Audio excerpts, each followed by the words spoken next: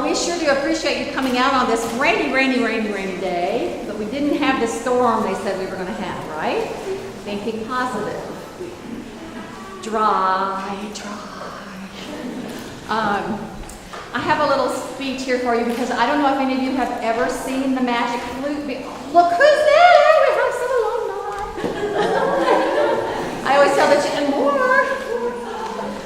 You don't know what this means to me to look up here and see my graduates come back to a performance. It's really, really special. How many people have actually seen the Magic Flute on the stage before? Oh, more. A few people, that's good. Well, I have actually sung in the Magic Flute many years ago. And I have to warn you, this is a confusing opera. You know, I sang in it. I've staged it a couple of times. Tonight, this is a concert version with something.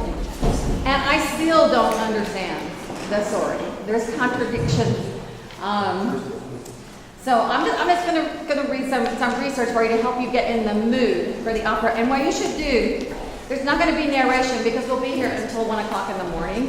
I put in the program what you should read as we go along so you can understand, because we had to leave out a bunch of the opera. We couldn't do it all. We were doing a lot of it. So it won't make any sense at all if you don't read those little bit of text between each song or ensemble that we're doing. So, I'm just going to read this. I didn't have time to learn it and say it to you. Okay. So opera has reputation for featuring highfalutin. Does anybody even know what that word means? They use that in my small town of Missouri.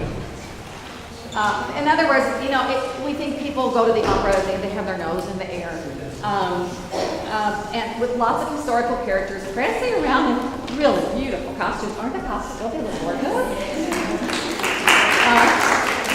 With complicated stories that are ridiculous and impossible, and like I said, really difficult to understand. And Magic Flute is really a perfect example of this. There are, unfortunately, in the original libretto, which we are not doing, there's a lot of sexist language, really a lot of sexist language. At that time, women were not held in high esteem. So I asked a friend to make a new libretto for us, and we just changed all those nasty places. So if you're taking, wait a minute, that's not what Mozart wrote. You're right, we changed it. I can't have the girls singing things that are against women. Just won't work. And we don't know where it was, although we've got an Egyptian theme going on here. And we don't know what the time is. There are rituals. And is anyone in here a Mason? Do you know what? My dad is a Mason. It's all very secret. So nobody's a Mason. Okay, then you're not going to recognize the Masonic themes. That Mozart was a Mason and they're in the opera, but we didn't really acknowledge those. I just thought there might be somebody here. There's a couple that fall in love before they even meet each other. Now you have to wonder about the intelligence. Sometimes, you know, Pamina comes up a little bit weak. You know, Elise is portraying her strongly. So it's really silly, but the music is sublime. It's just beautiful. Mozart is my favorite composer. And even if you don't understand the story, reading along with what I wrote in there, I hope you'll just sit back and close your eyes and enjoy the beautiful music that the children are singing. And the Magic Flute, I guess you would summarize it with the big thing is it's good versus evil. And obviously, we would like to think there's good and there's evil, but it kind of gets mixed up, right? Life is not black and white. Some people think it's black and white, but it's really not. And when I looked at the characters, I made a little chart. We're going to introduce you in a minute. And I thought, wait a minute. He's good, but he's doing something for her. And she's supposed to be evil, but then she does this. And the ladies are supposed to be evil, but then they rescue.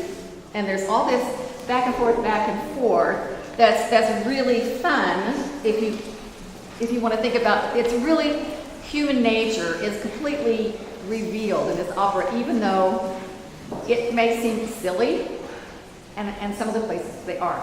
But he wanted to be entertaining, but he was also very philosophical. So there's all these contradictory kind of things going on at the same time. But it really is a celebration of love. Forget about the good and the bad. It's really about love. And I remember, Mia, I don't know if it was you, it was somebody a long time ago said, well, you know, Miss Harness, I sang at somewhere that I didn't know about, and we were talking to the people there, and we said, well, this song is about love, and then we sang another song, and, well, this song is about love, and, well, everything we sing in the World Children's Choir is about love. We want to bring people together of all races, all cultures, all religions, no religion, to make beautiful music and make friends. So, that's not exactly what was in here, but I'm a little excited right now. And I want to get this show on the road. So let's introduce the characters. It will help you to understand the opera a little better if you know who is singing. All right, so we'll have the good, quote-unquote, people come up first. Tamino. What? Tamino is somewhere. She's back. Oh, well, she knows she has to. Tamino. We're having a pants roll, Tamino. This is a treble choir, except for Will, whose voice is changing. So Tamino is the prince. Pamina is the daughter of the queen of the night, who is evil. But she's all, no, I'm not gonna, I shouldn't tell you any more of the story. Papageno is good, but he also works for the queen of the night. So you should sort of stand in the middle, be in the middle. We'll have some middle people, and we'll have some good people and some evil people. Papagena, who is not in her costume, but you can come up anyway so they can recognize your face.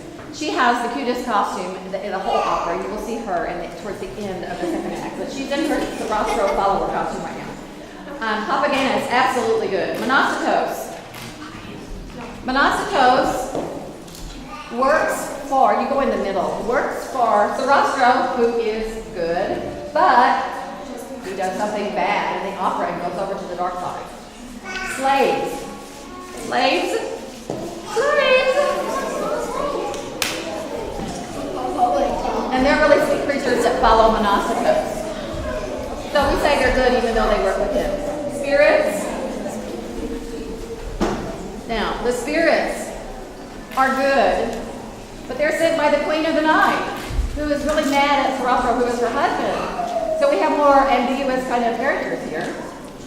Sarastro, the most good person in the opera. He has super powers, and although why he ever married the queen of the night, I don't know. And Pamina is his daughter. That might not be clear when we're singing, but Pamina is his daughter. The followers of Sarastro are all good, and the priests, the high priests are good. Scoot over there. So we have good, bad, and ambiguous. The three ladies.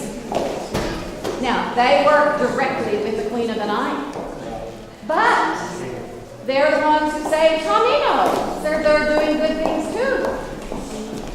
So this is, and guess what? Is the queen dressed yet? I found out when I got here that our queen, who has a fabulous voice, you're going to be amazed at how she sings the queen of the night. I believe she had a gymnastics tournament this afternoon. I hope everybody